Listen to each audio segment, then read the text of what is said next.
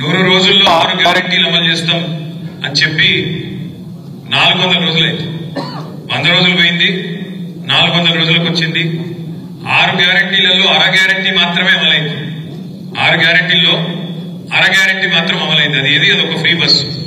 అది తప్ప ఇంతవరకు ఒకటి కూడా సరిగ్గా చేయలేదు. కాకపోతే వాళ్ళ మాటలు, దబాయింపులు, ఊకదంపుడు ఉపన్యాసాలు ఇవన్నీ చూసి ఇప్పుడే వినోదన్న చెప్పినట్టు నాకు కూడా వశం కాక రుణమాఫీ మీద అబద్ధాలు చెప్తుంటే మొన్న అసెంబ్లీలో అడిగిన, ముఖ్యమంత్రి ఉన్నాడు ఎదురుగానే, మొత్తం మంత్రులు ఉన్నారు, కాంగ్రెస్ వాళ్ళు అందరూ ఉన్నారు, ఎమ్మెల్యేలు, వాళ్ళందరూ ముంగట చెప్పిన మీరు చెప్పిన మాటల్లో వాస్తవం ఉంటే, అసెంబ్లీలోనే చెప్తున్నా, మీరు చెప్పిన మాట వాస్తవం అయితే 2 లక్షల రూపాయలు రుణమాఫీ చేసినామని మీరు ఏదైతే చెప్తున్నారో, కావాలంటే ఇడికెళ్ళి ఒక బస్ వేసుకుని అందరం కలిసి పోదాం, ముఖ్యమంత్రి సొంత ఊరు కొండారెడ్డిపల్లికి పోదామా, ముఖ్యమంత్రి నియోజకవర్గం కొడంగల్ పోదామా, లేదా నా నియోజకవర్గం సిరిసిల్ల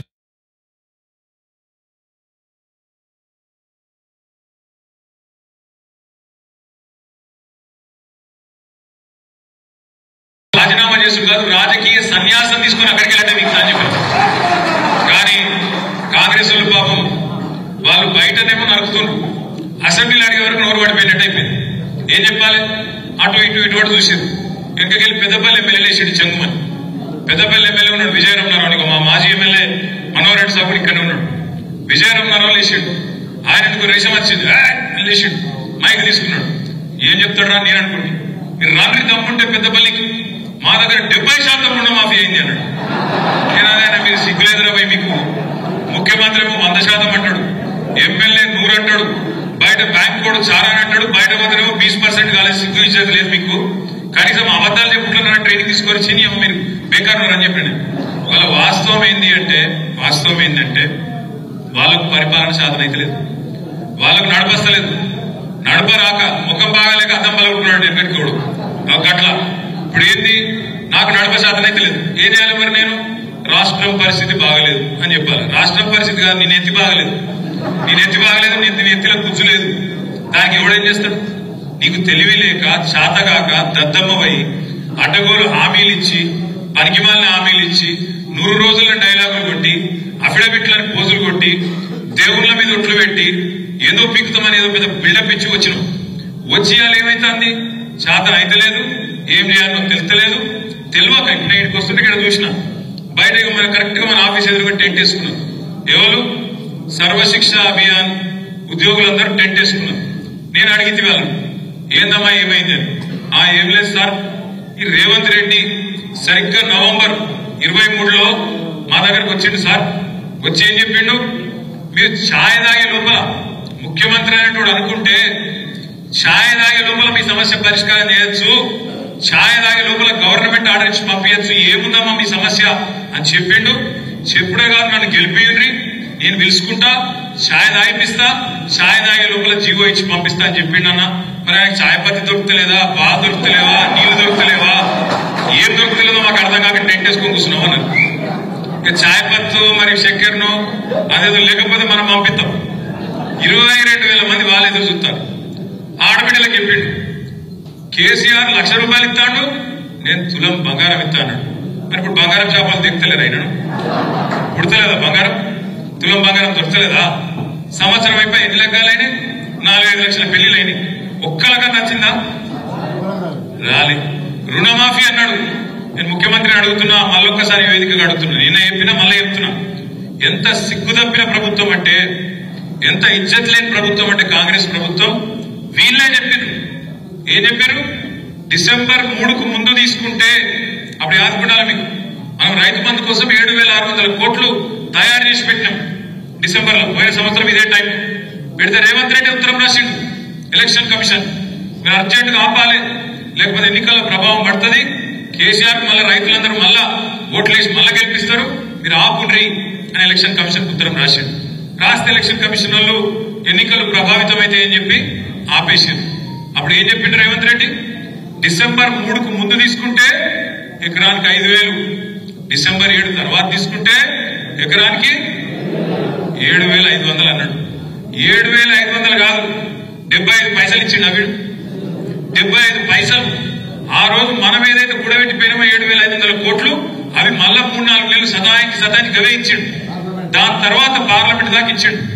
ఎప్పుడైనా నాట్లు పడేటప్పుడు పడతాయి రైతు బంధు పైసలు, కానీ ఈయన ఉన్నప్పుడేమో ఓట్లు పడేటప్పుడు పడ్డాయి పైసలు. ఒకట్లుంటది కాంగ్రెస్ పెట్టుకుంటే. అట్లా ఈ కాంగ్రెస్ ప్రభుత్వం వచ్చినాక రైతు భరోసా రూపాయి కూడా ఇయ్యలేదు. మనం దాచిపెట్టిపోయిన రైతు బంధు పైసలే ఒక్కసారి ఏడ్పించి 6 నెలలకు ఇచ్చిండు తప్ప ఈ సంవత్సరంలో ఒక్కటంటే ఒక్క పైసా కూడా రైతుకి ఇయ్యని ముఖ్యమంత్రి రేవంత్ రెడ్డి. అదొక్కటే కాదు, మీకు యాదుకుండాలి. ఏమన్నాడు ప్రతిపక్షంలో ఉన్నప్పుడు 3 పంటలకు ఇయ్యాలి. ఏది 3 పంటలకు? ఇప్పుడేమంటాడు? రైతు ప్రమాణ పత్రం రాసి అన్నాడు. ఇప్పుడు మా బొప్పాపుడు శ్రీనివాస్ రెడ్డి నాడు ఇప్పుడు ప్రమాణ పత్రం రాసియాలి. ఏమని? నేను సాగు చేస్తా, నేను ఖచ్చితంగా వ్యవసాయం చేస్తా అని రైతు ప్రమాణ పత్రం రాసి అధికారులకి అన్నాడు. కేసీఆర్ ఉన్నప్పుడు మీరు ఎక్కడైనా దఫ్తర్ పోయినా రైతు దరఖాస్తు పెట్టిండా రైతు బంధు కోసం? ఎవరికైనా దండం పెట్టినావా? ఎక్కడ దండం పెట్టేది లేదు, దరఖాస్తు పెట్టేది లేదు. దఫ్తర్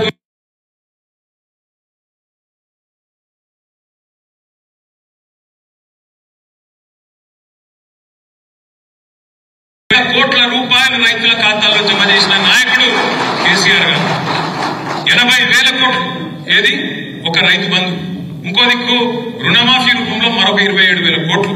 1,07,000 కోట్లు రైతుల ఖాతాల్లో రూపాయి లంచం గాని పైసా లంచం గాని లేకుండా 70 లక్షల మంది రైతుల ఖాతాల్లో టింగు టింగు అని మంచిగా ఫోన్లు మోగుతుంటే నాట్లు పడేటప్పుడు మంచిగా పైసలు పడేటట్టు సౌలత్ ఏర్పాటు చేసింది కేసీఆర్. ఇవాళ రేవంత్ రెడ్డి ప్రభుత్వం 3 పంటలకు రైతు బంధు వేయాలని చెప్పిన రేవంత్ రెడ్డి, డిసెంబర్ 3 తర్వాత అయితే ఎకరానికి 7,500 ఇస్తానని చెప్పిన రేవంత్ రెడ్డి ఏకకాలంలో 2 లక్షల రుణమాఫీ చేస్తాడు. యాదికుందా మీకు? కేసీఆర్ గారు 1,00,000 రూపాయలు రుణమాఫీ చేసిండు. ఆయన అనుకుంటాడు రైతులందరూ నాకే ఓట్లు ఎత్తారని. మీరందరూ కూడా కేసీఆర్ 1,00,000 రూపాయలు రుణమాఫీ తీసుకున్న వాళ్ళు కూడా బ్యాంకు గురుకుర్రి, వెంబడే తెచ్చుకోండి, ఎంబడే నేనేస్తా, నేను ఎంబడే వస్తా, ఎంబడే సంతకం పెడతాను. ఇప్పుడు ఎంబడ పడుతున్నాడు, ప్రమాణ పత్రం రాయమని చెప్తున్నాడు. ఇప్పుడు మీకు రైతు భరోసా ఏడాడు. ఇలా కేబినెట్ మీటింగ్ ఉన్నది. నేను నిన్న అడిగిన రేవంత్ రెడ్డిని, దమ్ముంటే చెప్పు అడిగిన.